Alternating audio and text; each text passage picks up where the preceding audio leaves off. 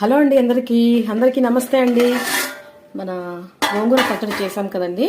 Rice ఉడికిపోయిందనమాట. ఇప్పుడే కట్టేసాను పోయా.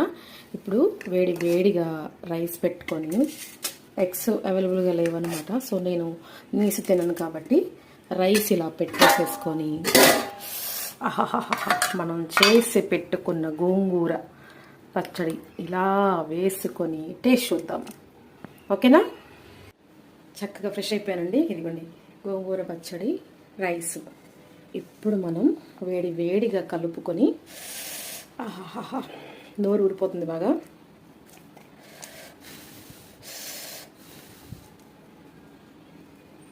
ఇదిగోండి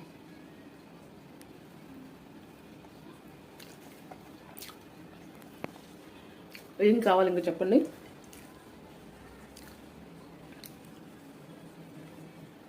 ఫుల్ వీడియో వచ్చేసి మన ఛానల్లో ఉందండి. తప్పకుండా చూసి మీరు కూడా ట్రై చేయండి. ఓకేనా? బాయ్.